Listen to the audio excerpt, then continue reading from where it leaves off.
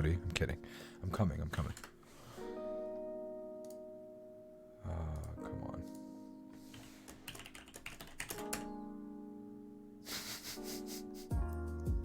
I'm such a great host, I forgot about my own guest. Mr. Cody Brocious. Hello, my friend. Hello, old friend. How's it going? Hello. Can you hear me okay? Uh-oh. Sorry, I had to mute my TV. I have you. Yeah, you're cutting in and out a little bit. There we go. Better now? Way better. How's it going, dude? It's going good. How about you? Not bad. Writing a whole scanner in Bash using MySQL. It's going. Yeah, little fucking crazy, dude. I've always told myself, maybe someday we can do some cool stuff with Bash outside of just writing text files. But I think the next step is going to be doing some Python. Actually, finally learning Python for once. Yeah, it's about time, dude. It's about time. I think I'm gonna make the entire backend be Bash just because it's Bash. I can. Are you hitting a jewel pod? Yeah. Is that what's happening? Are you hitting your jewel pod? Show me that jewel. Cool. Yes. All right, man. How's it going? It's been a while since you and I have talked. It has. You recently left me. I did. Yeah. I guess what? Monday was my last day at HackerOne and then started at DO on Tuesday. How's that going? Wait, you started the next day? You never take a break? Dude, I had to fly up to New York that same night. Holy crap. Yeah, so it's been a bit of a whirlwind. Yeah, I thought you were going to take a break. Like, take a day off, take a week off. If I were to quit my job, I'll probably take a few weeks off, dude. Normally I would, but I had to start that day to make a cutoff that I really wanted to make. So I just had to go for it. Well, that looks like a lot of hard work, man. But I'm happy you were able to join me here, man. It's about time for you and I to chat a little bit outside of work, and you and I have done some really cool stuff, right? Yeah. Let's start with that. I usually start it differently, but let's start with that because you were my partner in crime at DEF CON. Indeed, yeah. My first DEF CON talk. Yours as well, right? Or was this your second? This was my first time being my own talk. So I talked. I talked for 2 minutes at DEF CON the first time I talked. I got on stage like, "Hey, I'm Ben. Here's this project somebody else worked on. I'm presenting it for our team. All right, see you guys next time." And I got off stage. But this was the first true DEF CON speaker engagement for me, which was a blast. It was good that unfortunately that you left HackerOne. At least you and I got to do that together. Yeah, for real, man, and hopefully not the last. Absolutely not. Maybe we can do some other stuff. So our talk was on SSRF, but that's not what you're known for. You're known for some other hacks that you have done in the past. Yeah. Oddly enough, the hotel stuff. Yeah, so hotel stuff. So just between 4 and 10 million hotel locks. It's a vague range just because nobody knows how many were actually installed in hotels at the time. Mm-hmm. But you would be able to just plug in a little Arduino to the bottom of a lock and pop it open. Holy shit! That easy. Yeah. Did this work at any of the DEF CON hotels? It did.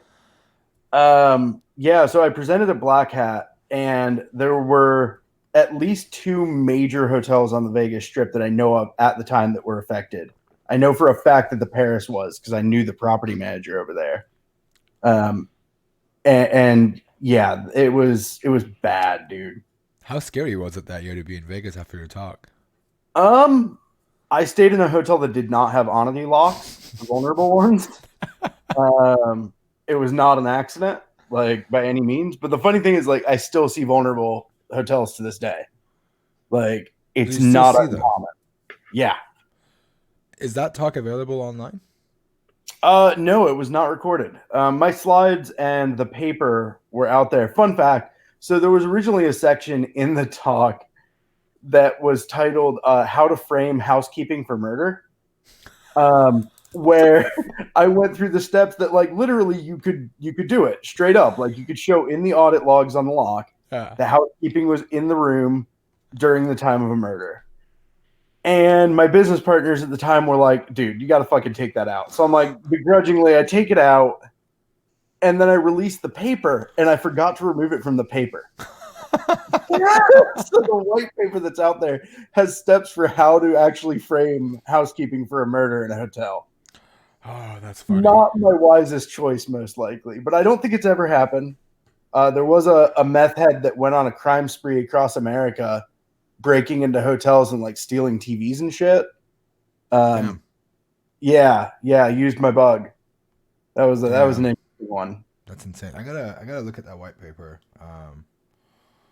It's crazy to like to see that, you know, with the amount of damage people could do, there's still vulnerable hotels that are, you know. I mean, I guess some cheap motels down the road, you know, in fucking random areas, they don't give a shit, right?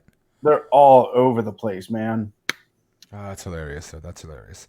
Yeah, I'm So gonna drop the link in yeah, please. There we in the go. channel. There's the paper, and there's literally a section framing hotel staff for murder. Let me pull it up real Yeah. quick. That's funny. And hacker uses the memory of the log, uses the site code and master key code to generate one or more MasterCards, uses a MasterCard to enter the room, murders the weak victim, and hacker escapes. Holy shit, Cody. Yeah. That's awesome. You're also known for uh, Nintendo stuff, I've heard. Yeah, so back in the day when the Wii came out, I worked with Marcan, famous Yeah. console hacker, and we reverse engineered the banner format, which is actually a lot of fun. So, like when you clicked on, you've used a Wii, right? Yeah. Yeah, so like when you click on a game or an app to start it up, there would be like this cool animated banner that would play. I worked to reverse engineer that and build a player for those files.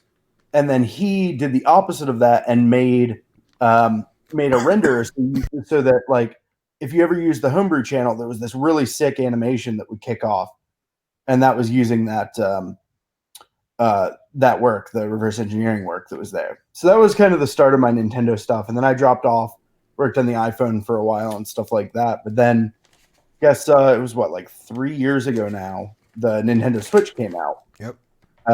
And I knew before it came out that I wanted to do it. Created a channel or a Discord server just to start hacking on it. A couple friends joined, and now it became like the place for hacking the Switch. Wow. So that was a lot of fun, dude. Found some really cool bugs, built some really interesting exploits, learned how to exploit browsers. Like just to pull that off. Like when we got it, I got it on day one and went home and didn't sleep for 48 hours because I had to write my first browser exploit. Wow. That's crazy. So it was a lot of fun. Yeah, you said you did something with iPhone? Yeah, so I was I know that, but other people don't know what you did with the iPhone. Oh, so the iPhone dev team was like the team of hackers that did the work on the original iPhone. Mm-hmm. And I was a member there. I helped reverse engineer the baseband, the actual cell radio stuff. And that was what led to the first unlock. So I worked on that stuff. And then as soon as I did that, I was like, all right, well, I'm done with this, and never went back to iPhone hacking. Did you do anything with like games or anything like that? Yeah, so the way that I got into all this shit was actually reverse engineering EverQuest, an MMO that was around for years. I mean, it still is, but like it was huge back in the day. So like I came into this as like a PHP developer, a very bad developer in my early teens, and discovered the EverQuest hacking community, and that's how I learned to reverse engineer, learned C++, all that stuff, just because I wanted to hack EverQuest. Wow. So that was was that your exposure to hacking? It was, yeah. Like, I mean, I'd always wanted to be a hacker, but I didn't know what that actually meant. You know, like it was growing up playing games like Shadowrun and being like, yeah, I wanna hack the Matrix. And then I actually discovered what that meant, and it was a lot of fun. So let's just get into it. How long have you been hacking, Cody? It's been a while, I bet. So define hacking. Well, Shit. That's Put me the on this. tough part. Yeah. When was it that you broke something for the first time, Um, security wise? Probably my mid-teens, like 14, 15. So like I started reverse engineering EverQuest and shit like that. And like I did a little bit of exploitation and stuff around that time. Did some like war games and stuff like that. Okay. But I didn't have a huge interest in security, to be honest. Like my interest was always in just taking things apart and figuring out how they work. Right. I only ended up in security as kind of an accident. And what was that accident? So like I was a reverse engineer for years. I worked on the hotel lock stuff, and I discovered that bug through the course of just reverse engineering it. I was running a company that developed a replacement front desk system. So instead of paying Onity a ridiculous sum of money to get like the key card machine and everything, you could buy our solution for way cheaper, and it worked more consistently. But I had to reverse engineer their entire system to be able to build that. Wow. So through the course of that, I discovered this bug, and then I was like, well, I guess I hack things now. So I needed a job after that startup failed, and ended up as a security consultant. And then kind of just fell into the security world from there. So you said if I remember correctly from our conversation, you said you got into hacking by reverse engineering a game. Yeah. And is that what piqued your interest into hacking and getting into it? It was, yeah. Like it was never with the intention of like really breaking anything. It was more just understanding. Mm-hmm. And that's kind of the approach that I still take. Like I don't really like looking for bugs in the more traditional sense. I like just figuring out how things work, taking them apart, asking interesting questions, and figuring out how to make things better. So what is, because I know you are a pretty good programmer. What did that, like, how did you get into that? You know how many languages do you know, Cody? I couldn't even tell you. What Like, what and was I'm not the saying that to be like a dick. I mean, like, I love programming languages, so I've learned a bajillion of them. And like the origin for me was, I from an early age I learned to program. There was an Apple II in my kindergarten or first grade. I'm still not sure. And I found this little orange paperback book that was like a programming manual on BASIC. And I took that and started just programming on this computer. And ever since then, I was like, all right, I'm going to go to MIT and become a programmer. And then I realized later that I didn't need to go to MIT to become a programmer. I just needed the goddamn internet. So I taught myself what I could and spent a lot of time on IRC asking dumb questions. Yeah, I mean, I think I don't think it's dumb to ask questions, honestly. Like, even dumb questions, as you Oh, said. no. But how old were you when you started programming? So I don't really consider the shit that I did when I was like really, really young to be programming. Like I wrote little text-based games and stuff, but I never really evolved past that until I was I think I was 12 when I really started programming. I learned Perl and then quickly dropped that and learned PHP.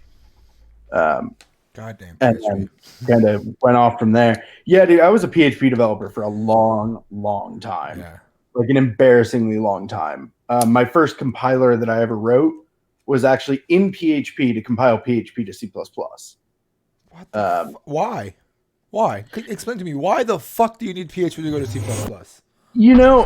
I'm sure I had a really good reason at the time. I don't know what the hell it was, but I'm sure I had a good reason at the time. Fun fact, Yahoo actually used it internally for a while. Hold on, Loons, thank you for hosting. Dude, what the fuck? Really? You wrote a compiler from PHP to C++?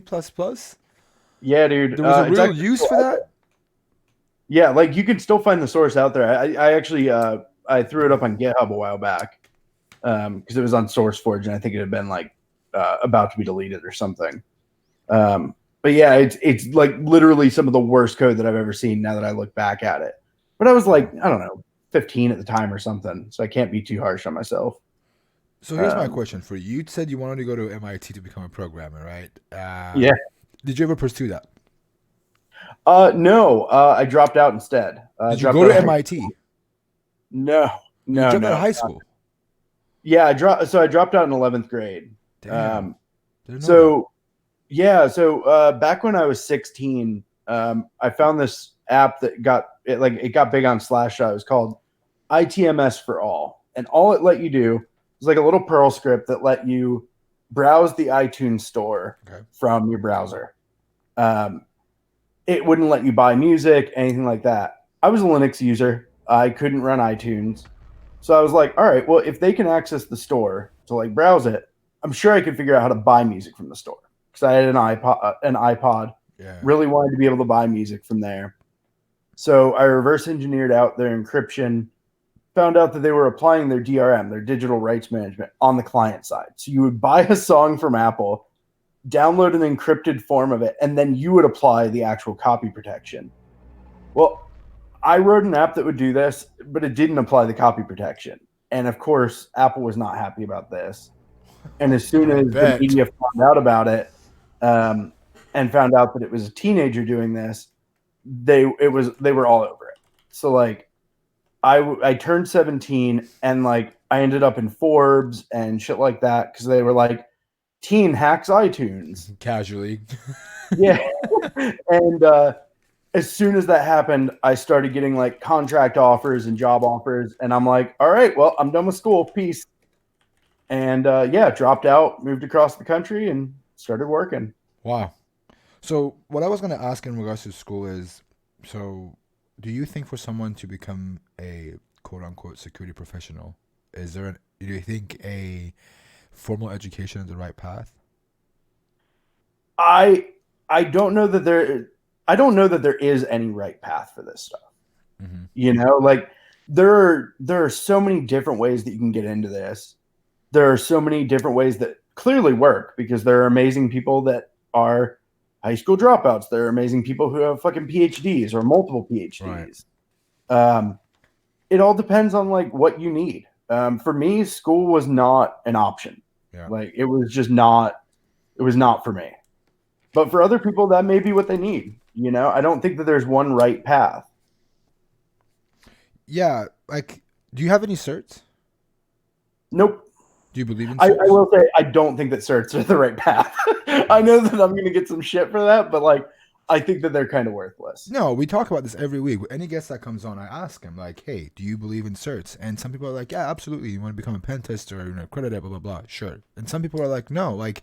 There are people out there that have the OSCP and every other offensive security certificate. They've just studied. You just know how to study is what it is. You know how to memorize commands, but you don't know what those commands do.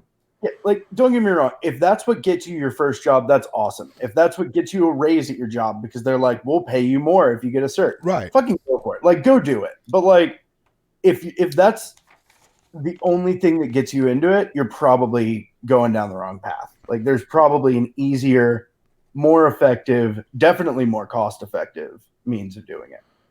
So talk to me about how you learn. So because it is a thing, like everybody's approach to security, bug bounty, hacking, whatever is different, right? Yeah. How does Cody Brocious, you have a lot of stuff in your tool belt, what I want to call like everybody has those belts, you know. You have all these different things. You have programming, you have the hacking part, you have just hacking alone. You know how to break IoT stuff, you know how to break websites. How do you learn if it's not certs, if it's not school, if it's not, what is it? How do you learn? I go explore. Like my thing is I just want to know how everything works. So I go for breadth, not necessarily depth. Yep. Like I can talk relatively competently on 100 different areas of tech. Not because I'm like an expert in any of those things, you know, not by any stretch of the imagination, but I know enough. And it's because I'm like, all right, well, machine learning. I don't know shit about that. I'm going to spend a weekend. I'm going to build a Tetris AI. And I'm going to document it on Twitter so other people can see how I do it, you know? What the fuck? Did you actually write a Tetris AI? Yeah, I did it on Twitter. Like I basically live tweeted learning the absolute basics of machine learning. You know, And it's like, did I become an expert? Am I going to go get a job in machine learning? Hell no. I learned that it's not really a thing for me, Right. but I know the basics now. And if I ever come up against that, I know enough to be dangerous there.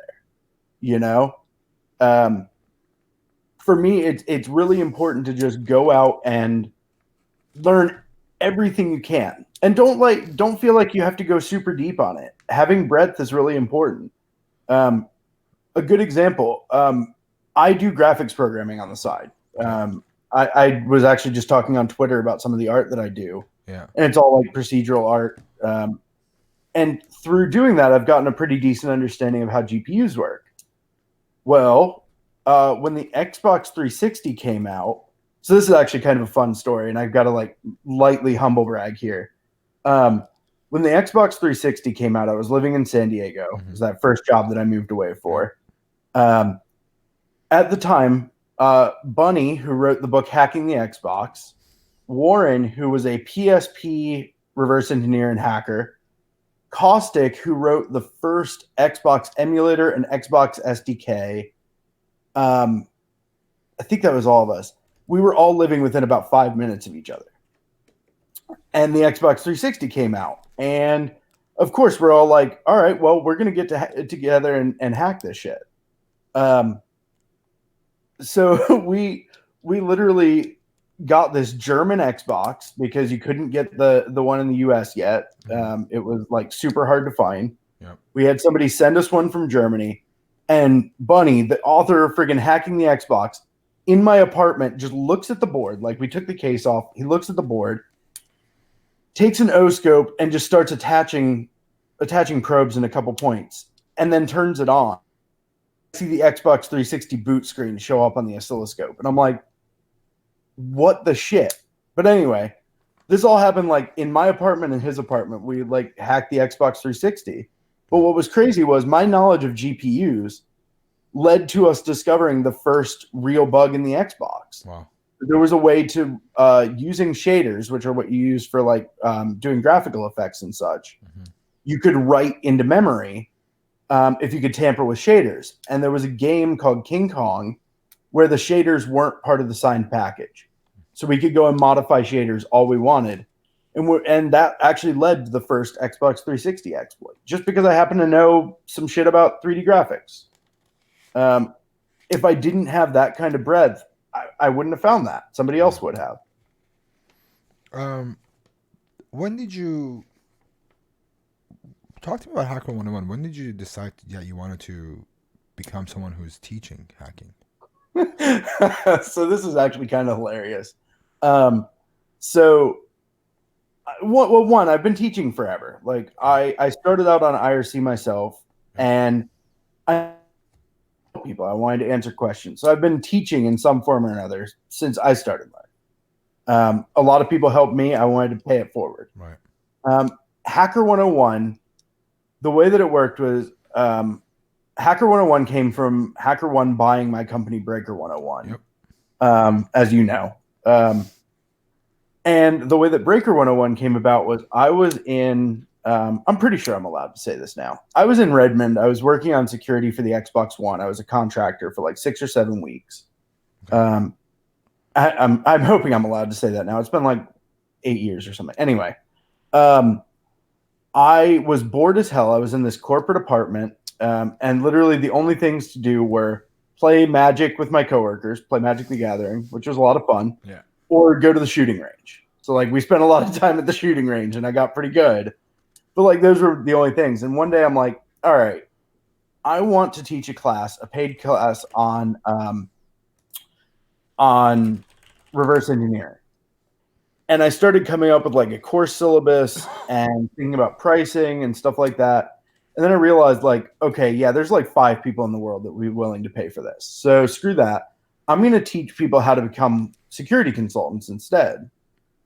And I went ahead and just put together a quick syllabus, threw it up on Hacker News for like, I think it was like $1,500 per, like $1,500 a head.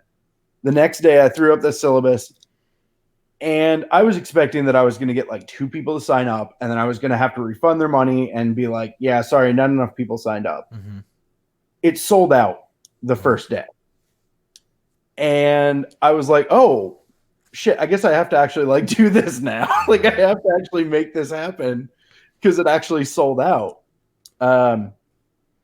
So yeah, that was kind of the origin of it. Was I was really, really, really bored in Redmond, and I wanted to make something happen. And I genuinely did not think it was going to work, but it sold well. So that was your moment you realized like you know more than you think that you can teach people. Yeah. I guess, I have really bad imposter syndrome, like really, really, really bad. We'll talk about that in a little bit too. Yeah, it's coming. And I genuinely just didn't think that anybody was gonna care. I thought it was gonna be on Hacker News. Somebody would bitch about how expensive it was, and then it would get flagged off the front page, and no one would ever think about it again. Yeah. Like I genuinely thought that was going to happen. I did not think that I was going to make 6 figures in a day. Wow. Like I did not think that was even a possibility. Wow. And it happened. Yeah, it was insane. The way that it ended up as Hacker 101 though was like this first run was amazing, made a lot of money off of it. It went pretty well. Like it wasn't perfect, but it went pretty well. People were happy with it. Did a second run, and at the time this was all like live classes, live Q&As, all of that stuff. Yeah. It was a lot of time for me. I did a second run. It made some money, like a decent amount. I think it was like 40 or 50 grand. Did a third run and it made like nothing. And a fourth run made nothing. So at that point I'm like, all right, well, this is kind of on life support, whatever. And my wife was pregnant with our kid. Yeah. And I'm like, all right, well, I don't have time for this. I don't want to deal with this anymore. I went to Hacker News and just was like, here's all the financials for the company. Here's the price. Let me know. And Alex Rice, CTO of HackerOne, emailed me like that day and was like, hey, so you should definitely sell that to us. And also, why don't you come work for us? Wow. And that's how I came to work at HackerOne. Yeah, I remember hearing the news from A. Rice and back when Kalmus was at HackerOne. Yeah, he's like, he was going to be my boss, and he left during like, that. He's like, Dakin? I was like, should I? And it's like, the Nintendo. No, it wasn't Nintendo. It was that's the year when you did your talk on the keycard thing. I think it was like right around that corner when you did it. Something about he's like, that was recent. He's like, you didn't hear about the hotel stuff? I was like, yeah. He's like, that's a researcher who did it. Oh yeah. I was like, holy shit. Let's talk about bug bounties. We'll come back to the imposter syndrome. I want to dig into that a little bit. But let's talk about bug bounties. When did you start doing How did you hear about bug bounties, first of all? So I actually just told this story on Twitter not too long ago. I was in New York working at Montesano, that first security consulting job. Okay. And Neil Poole, who's now over at Facebook Security, awesome dude. He told me about program, and CC Bill was is card processor for the porn industry. So if you ever bought porn on the internet, there's a good chance that you use CC Bill. They started a bug bounty program before anybody else. This was like 2011, like early 2011. Early years, yeah. Like really, really early. And they didn't pay for shit. It was 300, 400, 500 for low, medium, high. But it was all old Perl code, and I just shredded it. Like I absolutely destroyed it. I found everything from cross-site scripting to SQL injection. Neil found social security numbers just sitting in the database. Wow. And I just, anytime I was bored, I would just go find more bugs. So they ended up shutting down the program because I just you robbed tracked them out of money, right? Yeah, like I think there was like 57 bugs that they paid out. 41 of them were mine. Damn. Because I couldn't stop. And it was shit money, but like I could go find 10 bugs in a day, you know? So it added up real quick. So that was kind of my origin in bug hunting. And after that, I really didn't do much. Like I think I found one XSS in Google and reported that, but I think that was the only bug bounty that I got until I joined HackerOne after CC Bill, that is. Wow. So that was your first exposure to bug bounties. Yeah. And it was a good one. Like it was a really good one. I wish things were still that easy. What are 3 things you wish you knew before you got started in bug bounties? Oh man, that's a good question. I would say the technical value of your bug doesn't matter. It's entirely the impact to the business. So like, I don't care if you get SQLi or RCE, if it's on a box that has nothing of import, you know, like it's all business impact. If you can't figure that out, you're just screwed, you know? It only matters if there's actual impact. So that's number one thing. Number two, collaborate. Like Absolutely. at this point, I don't go bug hunting alone anymore. I haven't in a while. Every time I collaborate with people, I make way more money. It stresses me out less. And frankly, like, you know this, but a lot of people don't. I kind of suck at finding bugs. I'm really good at exploitation, and I'll gladly admit to that. I am really good at exploiting bugs. I suck at finding them. It happens occasionally, but it's I just like taking a bug that nobody else can figure out and making it work, you know. And It's where I've my witnessed that a couple of times. yeah. It's what I love. So that's the second one, is collaborate with everyone. And the third is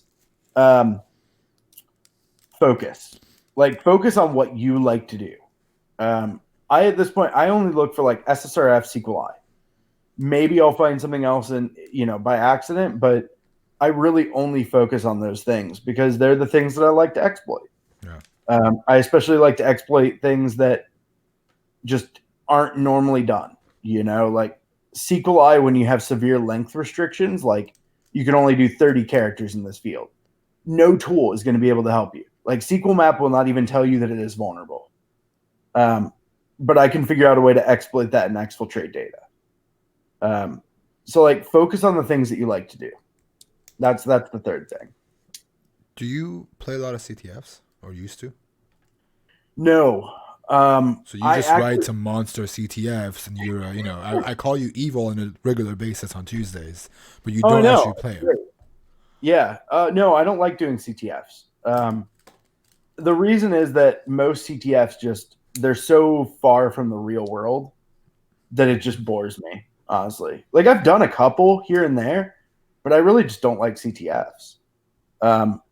The way that I constructed the Hacker 101 CTF was explicitly to break out of the pattern that I saw CTFs getting into, which was we're just going to make it this simulated environment and just, you know, we're going to make it as hard as we can, or we're going to make it as obscure as we can. And it's like, that's not how it really works in the real world, you know? I wanted to focus more on discovery of bugs and exploitation kind of as a side effect. Do you think CTFs help for bug bounties at all? Depends on the CTF, but overall, yes. But honestly, like the thing is that everything you learn is going to help you in bug bounty, you know? Mm-hmm. Like I would say right now, if you go and you write your first ray tracer, it's going to help you in bug bounty at some point. Yeah. Not directly, not, you know, you're not going to be breaking a ray tracer in your next bug bounty or whatever. It's going to help you at some point. Like learning everything you can is going to make you a better bug bounty hunter. Absolutely. Let's talk about Recon. You said you're not good at finding bugs, which I don't believe, because I think you have found some really weird stuff in, you know, potential bugs that I've thought you had a different approach. But what does Recon mean to you, dude? So this is a tough one. Recon to me is actually figuring out everything that's there that you can look at, you know? For me, I don't do it. Like the closest that I get to Recon is you give me an application I turn on burp. I go and click every single button that I can find, and then I just start testing those endpoints. I don't do any kind of directory searching, like the directory enumeration shit. I don't run Nikto. I don't do any of that stuff. Why not? What's that? Why not? I don't like it. It's just not interesting to me. I like doing I like finding bugs only in so much as it gets me to a new puzzle to solve. I don't see Recon as interesting. Like, I know that other people do, and that's awesome. Right. I don't personally find it interesting myself. So I just don't do it. I rely on, finding a good, tight application that I can just go and, explore through 1,000 different endpoints and break whatever. I would be a lot more profitable if I did Recon. Like, straight up. I would be a whole lot more profitable. But it's just not. Do you at least look at JavaScript files when you're looking through your sites? You would think so, but no. I really don't. If it doesn't come across through burp, I'm not going to see it. Wow, that's crazy. Because you find some really crazy stuff. I do. And, at the end of the day, I find some really crazy stuff, but it's rare. And usually the big bugs that I get are because somebody like you or Ziot or Smeagol's is like, hey, I have this thing and it's acting weird. That's when I make the real money. Yeah. Not when I find the bugs myself. Those are usually not much. So what makes you think something is vulnerable, or how to attack it? My biggest strength in this stuff is pattern recognition. Yep. And I'm going to tell a story real quick that I think will make this a little bit more clear. EverQuest hacking. I was in high school and junior high when I was doing this. And about today, you couldn't exactly have a computer in school with you. You couldn't have a laptop. Mm-hmm. I don't know if that's still true or what, but I didn't even have a laptop if I wanted to. Yeah. If I wanted to reverse engineer a new file format, release, a new expansion, and it would have new model formats or whatever, I would actually print out hex dumps of the file and then sit in class with differently colored highlighters and just work and color different sections with the highlighter and reverse engineer it by hand. I got really good at just matching patterns there. Wow. So when I'm exploiting an application and I see that it behaves slightly differently when I throw in, a semicolon or a single quote or something like that, I pick up on those patterns instantly. It's how I process data.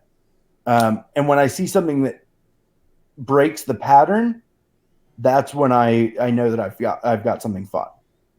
Wow. Yeah, this is for not doing recon to finding some of these crazy bugs. So, the question becomes then how do you know this is vulnerable, right? Yeah.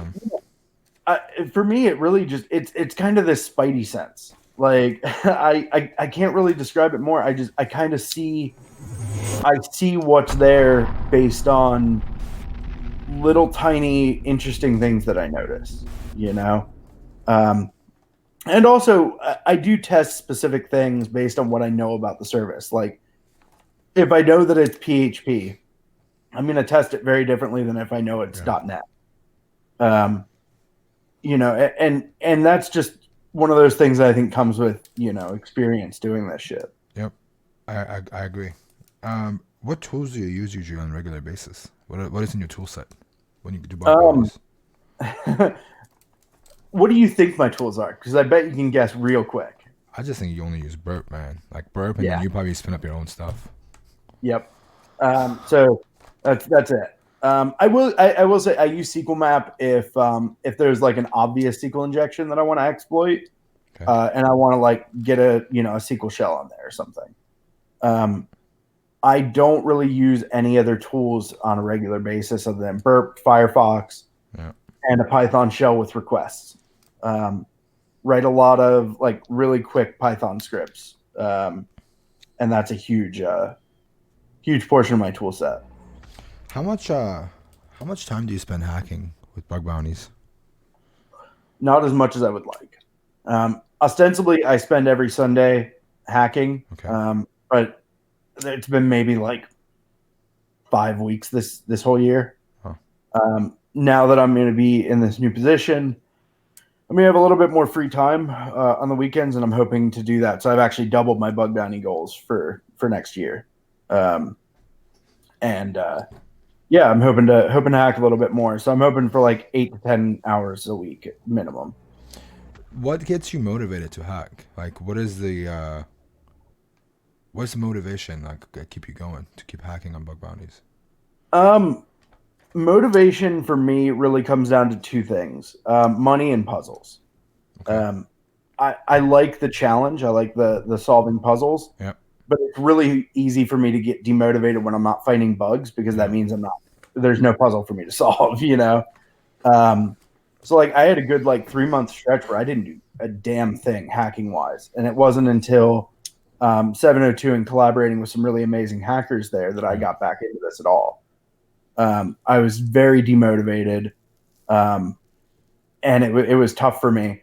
But honestly, the big driver for me in doing bug bounty outside of like solving the puzzles and also just being a transparent face in this stuff, because like I feel like it's kind of my duty to be open about how it really works, you know, and help people learn this stuff. Right. For me, money is honestly a big driver. Like I was able to take my family and a bunch of our friends on a Disney cruise for a week. I remember that. You know, purely off of bug bounties. I remember you and I were talking like, yeah, I gotta fund this. Can we do some hacking? Yeah, dude. After that, I was like, all right, well, the reservoir is a little tapped. Better go find some more bugs. Do you get burnt out? Oh God, I get burnt out so easy. Yeah. So I suffer from depression and anxiety pretty badly on a regular basis. Yeah. And it's something that I've been very public about. It's really easy for me to just get backed into a corner, burn myself out, and not touch anything for months. And it's incredibly hard for me to get out of that when it happens. Wow. Oh, I just saw a question come through. I just happened to look up. Somebody asked, what was that? Oh my God, it worked moment. So from a high level, I was able to get remote code execution via PostScript, which, you know, normally runs on like printers. This happened on a massive service. Yeah. And that was one of the coolest bugs I've ever helped. You guys worked on that for a bunch of hours too. It was you and Zayat, right? Yeah. And then that led to a bunch more research, and we found some really awesome bugs. You guys popped a couple other companies with it. We did, yeah. Within like 2 weeks, we got, I think, like 3 other companies. Yeah. All with similar bugs. It was a lot of fun. So how do you deal with the imposter syndrome, the burnouts? So in terms of imposter syndrome, I kind of just have to lie to myself. I kind of just have to be like, all right, well, I can either, you know, I can either stress out about this, or I can just put it behind me and just go on about my things. I wake up every day thinking that I'm going to get fired. Like legitimately every day, I think this is going to be the last day that I work. This is going to be the day when they realize that I've just gotten really lucky over the years and that I don't know a damn thing. And this is the end. And that leads to a lot of anxiety, unsurprisingly. Yeah. But I just kind of have to be like, all right, well, you know, if it happens, it happens. There's nothing I can do about it. I'm just gonna roll with it and do my best. Dude, I totally understand that. Like, I don't think I've ever talked about this, but like, even with the streams when I get on, you know, I go, this is gonna be the last stream I'll do probably, because, you know, they're gonna notice, you know, not knowing, you know, I don't know how to do X, Y, and Z. I'm open about it. You know, I openly say I don't know. I don't program shit. I just know how to break stuff. I got lucky. Yeah. I learned how to break stuff, right? I wake up every morning saying, it's been 3 months now for me that I had a very, very strong to my 2019 with bug bounties. I made what I made the entire 2018 in 6 months or 5 months. Yeah. Something really crazy, right? And then dropped, completely dropped in July, right? And being someone that's like trying to teach right now on a stream, I go, I'm not even finding a single bug, but then I have to sit here and talk about how to do these things when I'm not even doing it myself. Yeah. It's tough, man, especially when you are in a public facing thing and you are teaching people.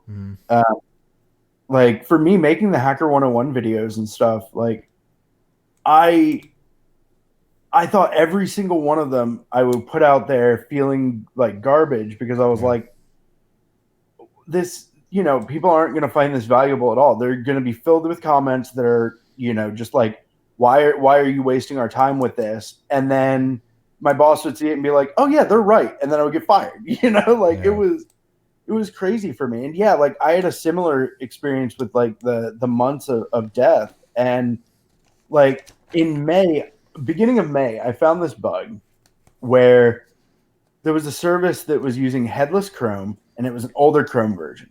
I knew that it was vulnerable. I had bugs that would work on it, but I could not exploit it. And I spent an entire month trying to exploit this one single bug because I just couldn't put it down. I was obsessed with it. And then eventually I'm like, I can't do this anymore. And I stopped and I didn't hunt again for 3 months. Like that's a long time. Yeah. Yeah. I've with the hacking thing, I've had a couple of bugs here and there. I haven't done it in a while. Even like with this now, I'm waiting to hit that burnout. I'm gonna probably disappear in a couple of weeks for a week or two and just completely leave everything behind I'm gonna ask HackerOne, give me a break for go on a vacation or take some time off and disappear. I think that's my way of dealing with it. I just leave everything behind and go somewhere that I've never been. Not a bad approach, honestly. It's I don't know that it's a healthy approach, but it works. Like it's not so much like my whole thing is coming back with a fresh outlook. That's fair. It's not just hacking. It's like with work. It's not hacking isn't the thing that's gonna burn me out. It's me trying to hack, have a job, teach, stream, and also deal with the fact that I'm not finding anything where I'm supposed to be the person that's showing how to do it. And I'm not finding those myself, right? So just say, the meme when it's like flipping the desk, it's like, fuck it, I'm out. Like, it's literally what I do. It's like, I'm flipping this desk. I'm done for a week or two. I'm going to come back and hopefully things are different by then. Yeah. No, I feel that, man. I hope you don't hit that point, but if you do, I hope that it helps and you come back. Dude, you were there. We had a talk. You, me, and Tiffany had this call once at our team meeting when I was fucking burnt out on the community. When I was getting attacked publicly. You remember that? When I was just like, dude, I'm done. I'm done with this. It wasn't HackerOne problem. It was just like, I was getting attacked left and right. For my job, for my hacking, for my work. I was just getting attacked left and right by these trolls on Twitter. I'm just like, I'm done. Like, I really don't want to be a part of this at all. I called you over at one point. I was like, dude, like, I don't know how much longer I can last in this. It was a year ago. It was a year and a half ago. Yeah.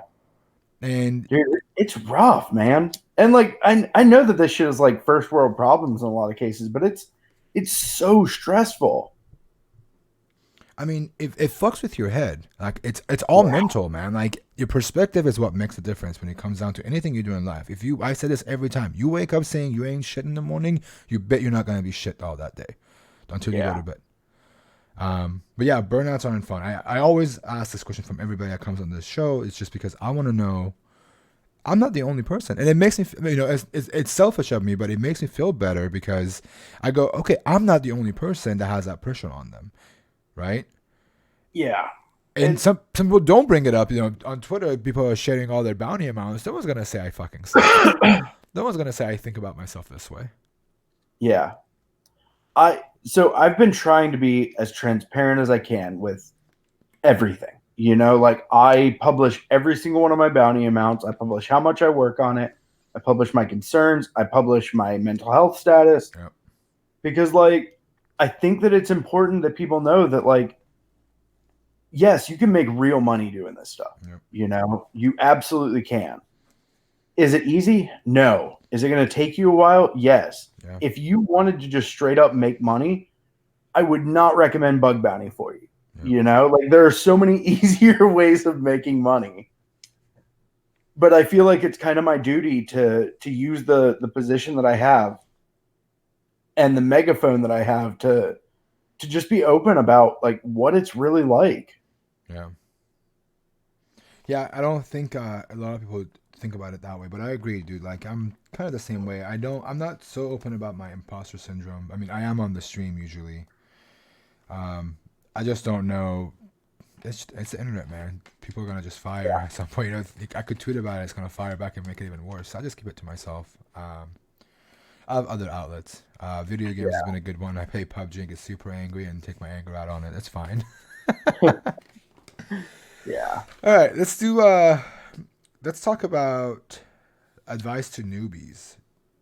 And before you give me that advice, I want to know something. Do you think having a coding background or development background is required or helps with bug bounties? Required no helps absolutely. You can get by without it, you know, and there are people who have been very successful without it. But if you want to find, like, if you're like me and you don't want to find like lows and mediums, if you want to go for the highs, the crits, if you want to feel like you have completely fucking owned something, you got to program. You just have to, in my opinion.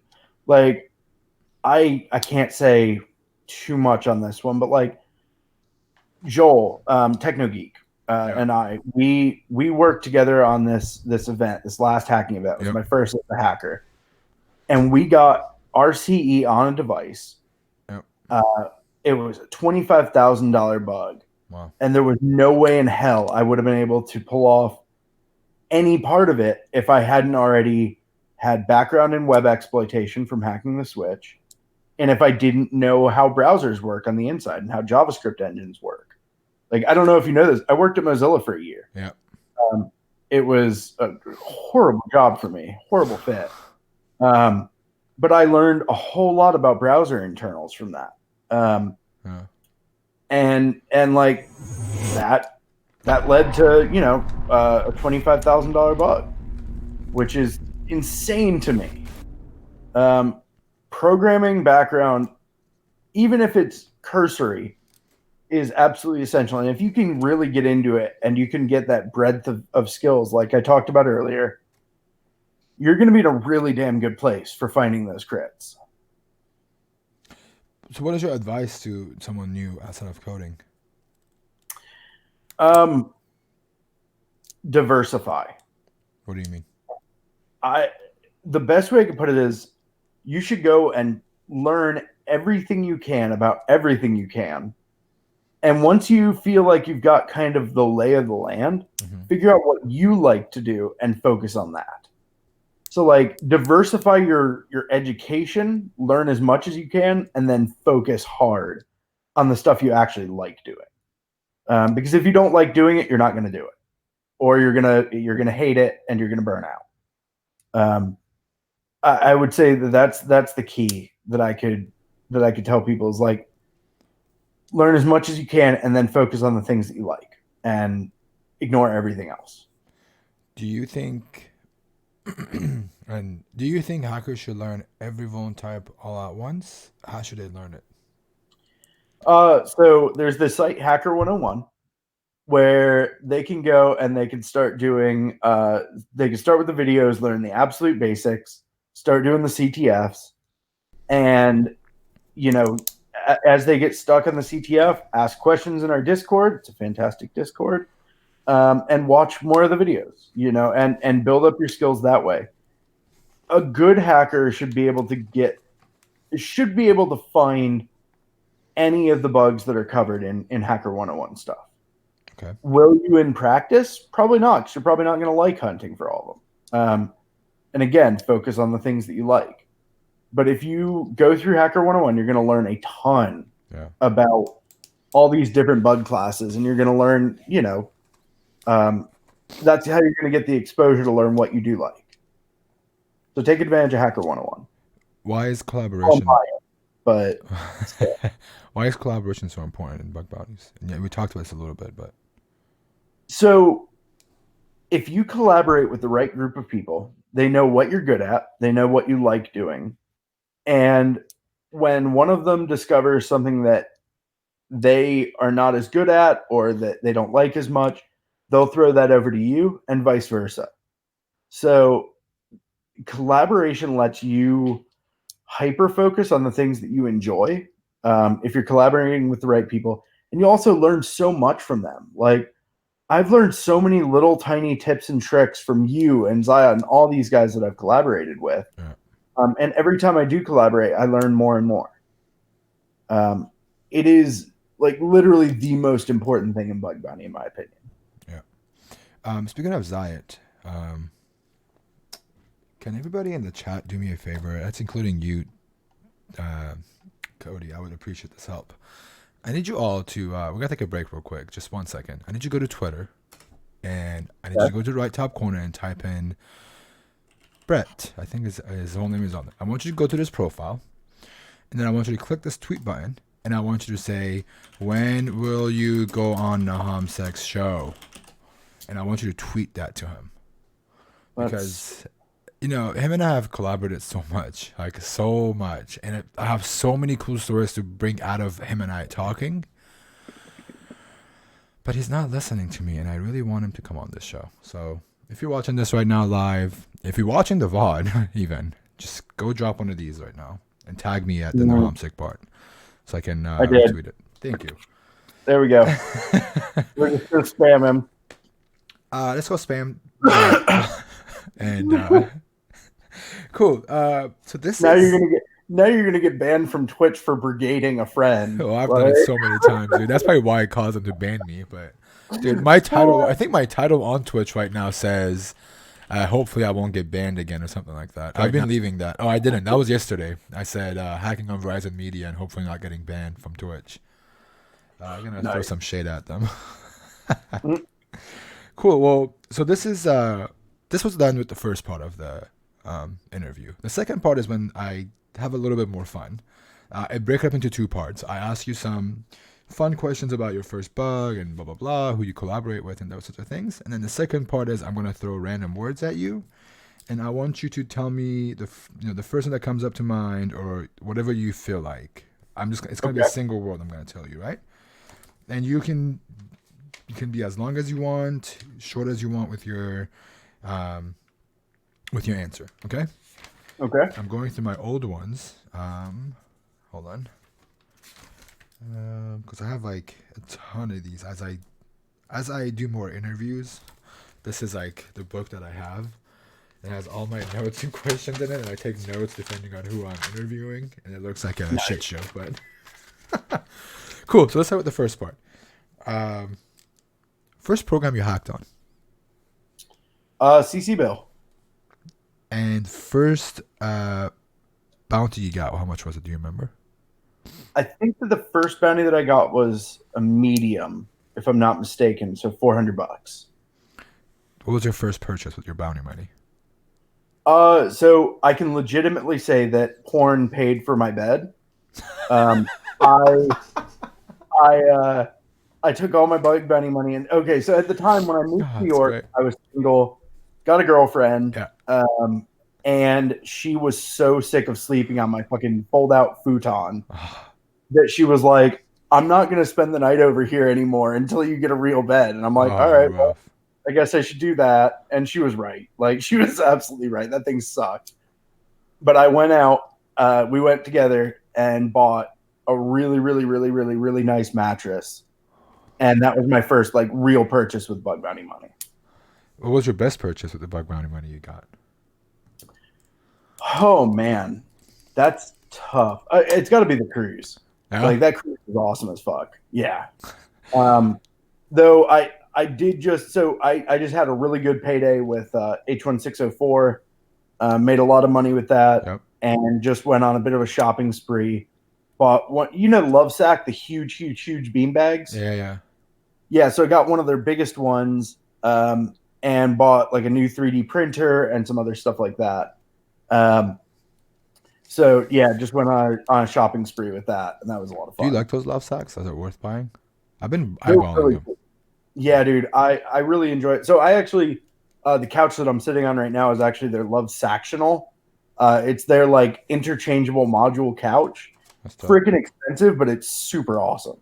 I have to look into it. I need to put something in this back corner. I'm redoing my own time. This is why it's a shit show behind me as I'm remodeling my office. But Yeah. cool. What was your first bug that you found? Like what kind of bug was it? Bug type? Bug bounty or in general? Bug bounty. Um, it was probably cross-site scripting. It was probably cross-site scripting or CSER. Could have been CSER. What was what's your favorite bug type to find on bug bounties? Oh, you know the answer to this, SSRF. Or really anything that gets me RC. Yeah. Like I just love getting like there's nothing better to me than feeling like, wow, this thing is completely and utterly goddamn owned. Like I love that feeling of just absolute victory. Do you have so you said you have a favorite tool outside of Burp that you use? You said Burp is usually the first go-to. So in general, IDA. So if I'm doing like any kind of binary reversing or anything like that, IDA all day long. Cool. It's I have Stockholm syndrome when it comes to IDA. I've been using it since I was 14 or 15. I know it like the back of my hand. I know every key shortcut. And anytime I touch anything else, I feel like I am a child again. Like not in a good way. Like I feel like I have no idea what the hell I'm doing. So as much as I hate IDA, it is absolutely like a godsend for me just because I know it inside and out, you know? You said you collaborate. What are some hackers you collaborate with? Who are they? Oh man! So for 604, collaborated primarily with Joel Technogeek, Yep. absolutely badass hacker. Yep. We found some amazing bugs. I also worked with Random Deduction for the first time there. She's awesome. Yeah, she's totally a badass. We're going to be collaborating more soon, I hope. Yeah. I really enjoy working with her. I used to collaborate occasionally with this NahamSec guy, but he never sends me anything anymore. Yeah, he's some asshole. I don't know. Because that guy doesn't hack anymore, dude. He's not that good anymore. Oh yeah, He's lost his touch. So you obviously Zayat, Smeagol, Irby Sam. Irby Sam's gangster. Yeah, dude, all absolute just brilliant hackers. I have nothing good to say about Smeagol's fucking troll. I love him so much, but he's a fucking troll. Oh man. Yeah, I don't really think there are many other hackers that I really collaborate with. Do you have a wish list of people that you want to collaborate with? Tom Nom Nom. I think would Tom, be my you're in here. one. You hear this, Tom? I really want to collaborate with Tom. Who else? I mean, God, there are so many hackers that I would love to collaborate with at some point. I think you, Tom, and I need to have a chat. Yeah, we really should.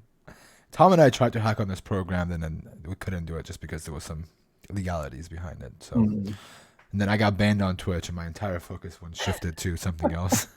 Yeah. But Tom is in here. He says yes. So the three of us need to have a chat.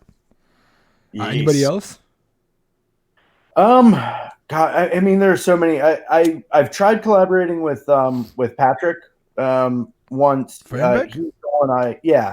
We very briefly collaborated for H1604 stuff, but it just didn't really work out with timing. Yeah. But another just absolute badass that I'd love to work with more. Patrick. Yeah. If you guys don't know Patrick, he goes by IT Security Guard on Twitter. Absolute monster hacker. Very nice dude. Yeah. So yeah, I mean, dude, there are just so many. I love collaborating with anyone, honestly. Like it's a matter of finding the right rhythm with people, though. Like there are some people that I collaborate with better because we work in similar ways. Yeah. It's really hard for me to get into collaborating with people. I love doing it, but my anxiety typically just gets in the way, and I don't end up doing it nearly as much as I would like to. So that's something I've been working on over the last couple of years. What do you do outside of tech for a hobby? Like nothing tech related at all. It can't be building a compiler. It can't be coding anything. It can't be hacking anything. So I mean, these days not a lot. Yeah. To be honest, like I don't have time for much. Yeah. Um, I used to do quite a bit of like woodworking stuff. So like I built my own gaming table from scratch. That's awesome. Yeah, that was a lot of fun. I yeah, most of the things that I like doing involve tech in some way. Like all the art stuff that I do is code generated. Yeah. I started building a compiler last night for an art project. Like it's just how I work. Yeah. Most of the things that I do are directly tech related, or they're just hanging out with my family. I play a lot of. I used to play a lot of board games, not so much anymore. Um, but it's always been a passion of mine, and I love doing game design as well, but don't do a lot of it. I play D&D every week. I guess that counts as a hobby. Yeah. As much as it possibly can. Yeah, so I would say that's about it. Let's see. Did I ask everything? Yeah, I asked everything on this list. Let's do the second part. Okay. So I'm gonna say the word. You can be as short as you want. You can be one word. You can be as long as you want to answer. I just want to know how you feel about these things, or what it reminds you. Whatever you want to say. Okay. HackerOne. HackerOne is an amazing company.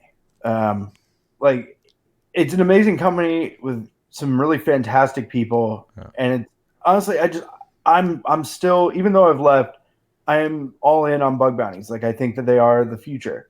Yeah. They're not a panacea. Like they don't cure everything, but I think that they are essential. So I am all in on HackerOne. Now that I'm not an employee, maybe I'll start hacking on other platforms, but I kind of doubt it, honestly. Like Someone's asking if it should be one word. No, it's just how he feels. He could be one word. It could be whatever he feels like it. I can keep it to one word, but you know me, I'm verbose. If I'm talking at all, I'm talking a lot. If it makes it easier to not skip it a word, you're more than welcome to. Second one is Hacker 101. Stress. That's not helping my job, Cody. Yeah, yeah, yeah. CTFs. Troublesome. Ooh. I love CTFs in theory, but just not in practice. For me, like I think that they're super useful, and I'm obviously biased towards the Hacker Yeah. 101 CTF, but yeah, Bounties, like bug bounties. I like money. Won't disclosure programs. I hate VDPs. Like that's not true. I think everything should have a VDP, but nobody should hack on them ever Then what's the under point of any having it? circumstances. I despise them. But what's the point of having it if no one's going to hack on them? If you find a bug incidentally, you report it. True. So That's it. it's a communication thing to you. Yeah, it's see something, say something. That's it. Like if you see somebody committing a crime, then you report it to the police. You don't go out and hunt down crimes. Yeah. VDPs are the same way to me. Like if you see a bug, you report it. Otherwise, don't fucking touch it. You're wasting your time. You're devaluing the work of hackers. Hacking.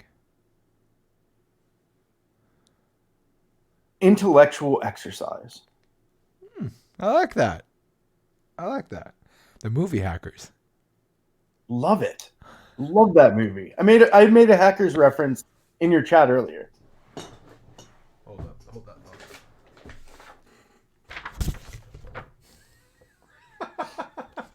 I have that chilling in my drawers. I saw it the other day. What about The Matrix? Because you brought that up earlier. I love The Matrix. I'm even in the camp of loving the sequels. Not gonna lie. I didn't mind them. Yeah, I didn't mind them either. Let's see. Collaboration. Essential. Cool. SSRF. Good fun. Just DEF good fun. DEF CON. All right, I'm gonna get shit for this. I don't like DEF CON. I respect I it. I would never go to a con voluntarily and actually go to the con. Like I go to Vegas every year, but it's only to see the people that I only see once a year. LobbyCon, yeah. Yeah, dude, I take the lobby track. I I can watch talks on YouTube. I don't care about that. I just go for the people. But I hate cons. They're everything that I hate in one place. And tell me how you feel about Las Vegas then. I love Vegas. Yeah. I also love to gamble though. Like at one point I was deciding whether to become a security consultant or a poker player professionally. Oh shit. Yeah. Would you have built an AI around poker? I have. Holy shit. Yeah, so I actually got into poker because I was like, you know what? I could bot this. And then I ended up loving the game. All right, I got one more for you. Life hacking events. Live hacking events for me are a mixed bag, Yeah. just because I've worked so many of them now. But like being there as a hacker is one of the most incredible things I've ever experienced. Cool. Well, this is all I had. I want to open up a little bit of questions from the chat. Cool. Let's see if anyone wants to drop a question. What time is it right now? I'm gonna time this. It's 1:12. At 1:17 is when I'm gonna stop taking questions, just because I know if I don't time it, people are not gonna stop and they're gonna show up late. So if you have questions, drop them in the chat. What class and levels? What class and level in your campaign? What does that mean? Best language to learn for hacking? All, preferably all. Learn everything you can. What would you recommend for a first programming language? Python, without a doubt. Okay, well, I'll add that to my list.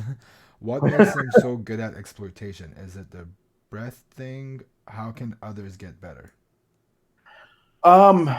Breadth is really the key for exploitation. And being able to take a system apart, understand it thoroughly. For me, like if I'm doing binary reverse engineering and exploitation, I've gotten to a point where I can keep pretty much the entire system in mind at once. And that makes me really good at exploiting those systems. It really just has come from a lot of experience reverse engineering. Yeah. I will say there's a video that's pinned to my YouTube or to my Twitter. Yeah. That is how to become a full stack reverse engineer in only 3 years. And it's literally all the steps that I would recommend people take if you want to learn low level stuff. And it literally will take you like 3 years, but you will be a master hacker at the end. Cool. Have you ever developed an O-Day? Oh God, many times. Yeah. I've even done, I'm a big fan of full disclosure. Yeah. So like I've actually dropped O-Days with full exploits publicly several times. Wow. Wait, I lost track of where I was.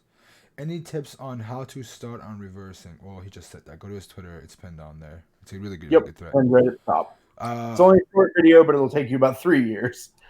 What's an often overlooked problem with bug bounties? Bad response times. Yeah.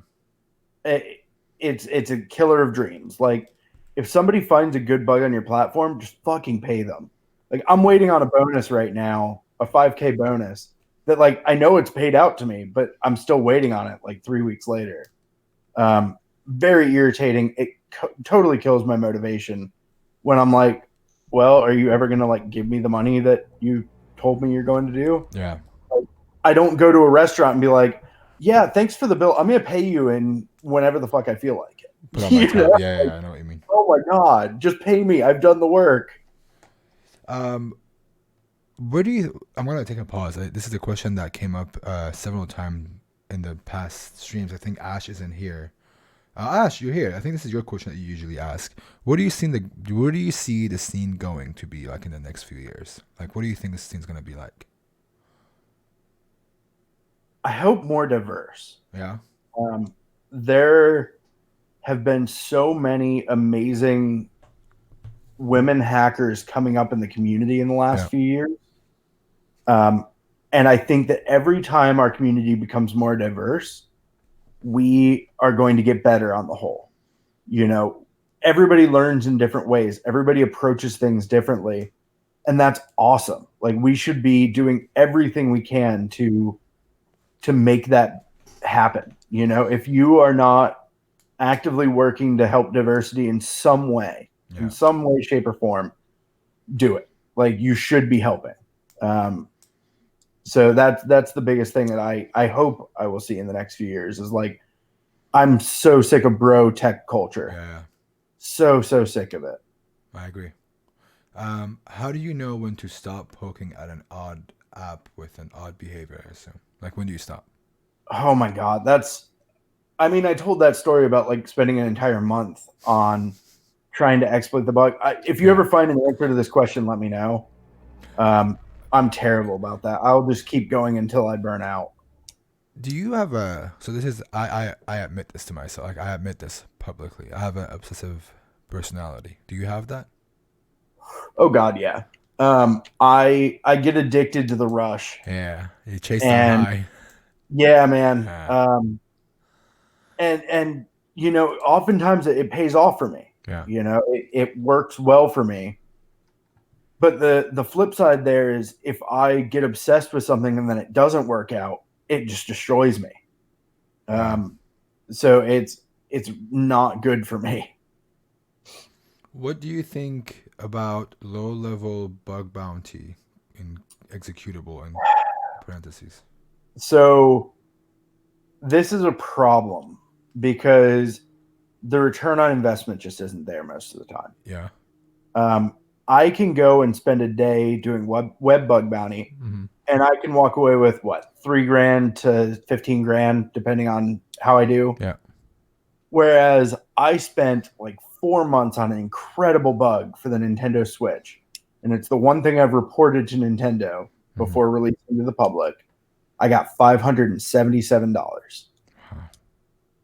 And it's like, what the why did I do this? What is the point here? Like, the incentives just aren't there, So I won't touch low-level bug bounty stuff unless they're paying minimum 10K crits. Yeah.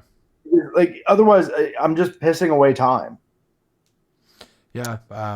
It's unfortunate to see that kind of stuff happening, but hopefully, like, this goes back to the next 3 years, the scene, right? Like, hopefully in the next 3 years, these are the things that we get fixed eventually, where things are a little bit better, right? I honestly don't see it happening. Yeah.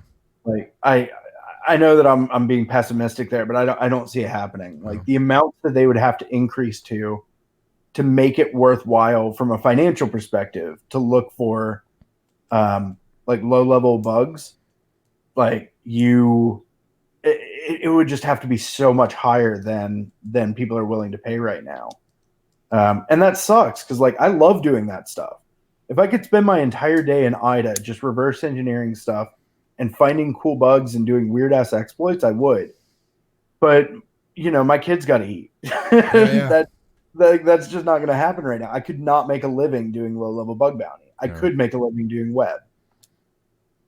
I have one more for you. If you had to hack on one bug bounty program for the rest of your life, what would it be? Did you get one? Is there an option to just not? No. Like, just quit? Gun to your head. You have to pick one company to. It could be any company, like any company out in the world. Let's put it this way. Let's put it this way.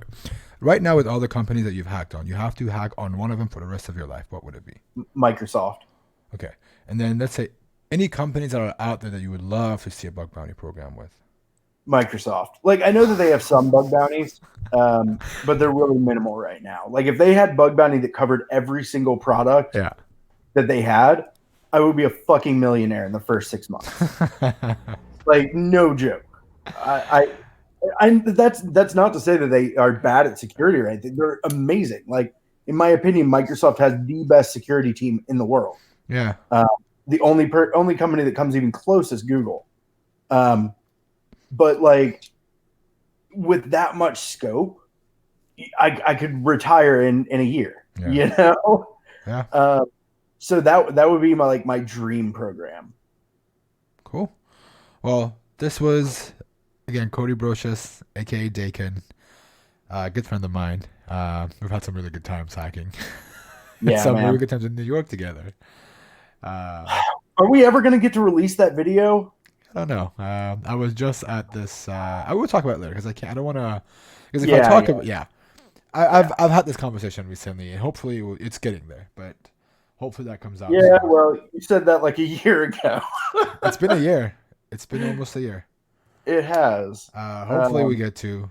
It's a big deal. You know, like they're a big company, right? And yeah, I've told them like we will help. I will help them with the PR aspect of it, but it could be a bad PR thing.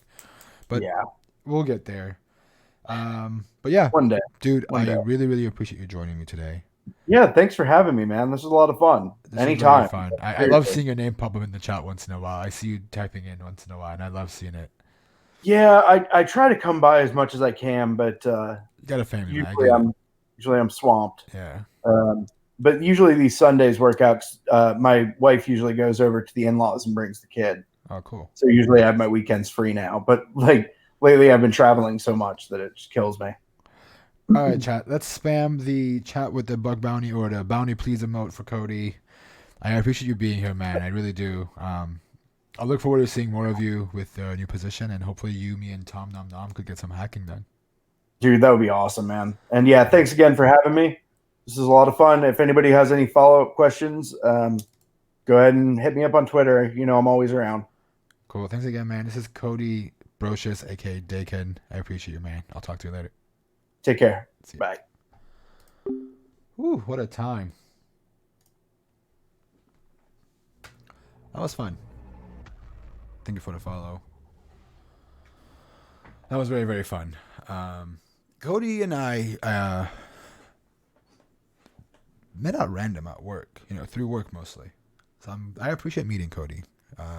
Thinking back through it, honestly, like Cody and I have found some really cool stuff, and he was a very big part of my my research for the SSRF stuff that I did. He helped a lot with a lot of things that I did for that research. So I appreciate Cody joining me. This was really fun. The scanner died, by the way. So we have some stuff, I think. Maybe not all of them. But the scanner died. Let me switch my screens. Yeah, make sure you go follow him on Twitter, by the way. Let me pull up my screen. So this is Dakin. Go follow him. He's a really cool dude. He's been a very big part of this community. This is his video he was talking about becoming a full stack reverse engineer. So check him out.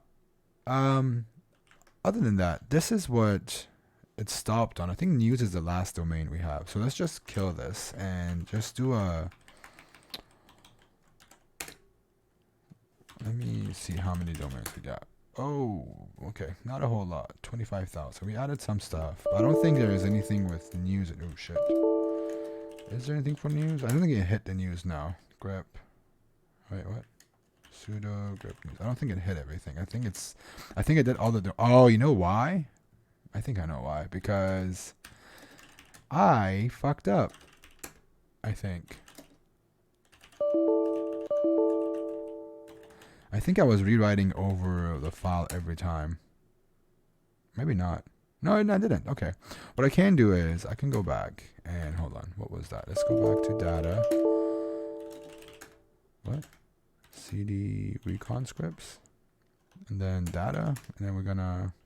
I think AMAS is the old one that we have. Yeah, this is the old one. We're gonna remove AMAS. And then we're gonna move AMAS to AMAS. And we have all of these. I'm just going to go back and I'm going to process these domains through the database really quick.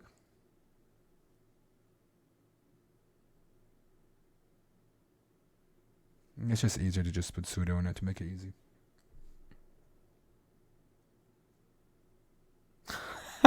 The sound of the console is stressing you out.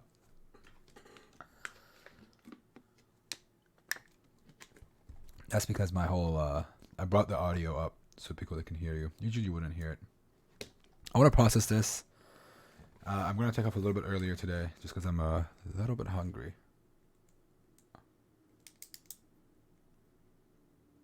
Oh my god, you're hearing that through your sound system. That's insane. Okay, so this is gonna happen. We're gonna have to figure out something to do with. I gotta read this again. I'll leave it open. We gotta figure out how to display all this next time in Python. I'll just use a shitty webcam. Oh, I broke something. Ooh, what broke?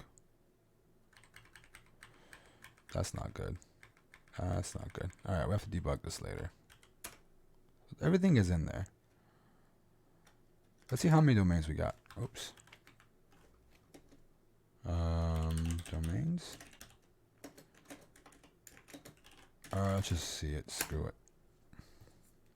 Whoa. Wow. Are you kidding me? Whoa. Wow. So we have 105,000 domains.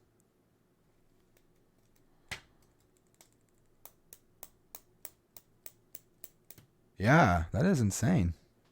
That's only enumerating on this. We just enumerated these 30-ish subdomains with sublister, sh, and amas. And that, my friend, is the reason why we hack on Yahoo for beginners. Yeah. So what we need to do next is we're going to figure out a way of flagging these as alive or not, whatever you want to call it, with probe. So we can just probe on these and then have another database that says alive. We can make a flag 0 and 1. So if it's in this list, it becomes 1. If it's not in the list, it becomes 0 maybe. I don't know. We'll have to figure that out. Cool. What's my uptime today?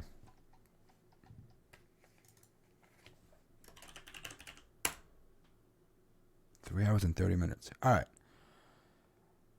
So I stopped because I have the same 24 hours in the day and the 7 days that everybody else has in the week. So, no. I haven't had a chance. It's just a lot of time. I have to automate my Git stuff on this box and make it easy. My videos are always on YouTube. I shouldn't have to consider it. It's always on. If you go on YouTube, it's always there. There we go. So, I'm going to jump off. Maybe root. Maybe. We'll talk about that later. Bring that up next time if you don't mind. We'll talk about it.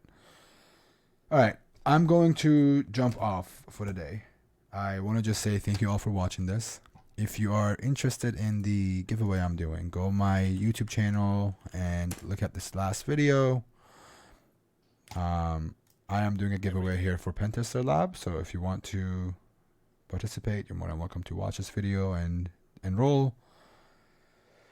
As always, big thank you to everyone watching. I really appreciate everyone's support. I won't be streaming this Tuesday and Saturday. I'm traveling to San Antonio and LA, so if you're in the area, come to ShellCon and the Cyber Summit in Texas, I think. Yeah. So I won't be streaming Tuesday and Saturday, but I am going to be back on Sunday.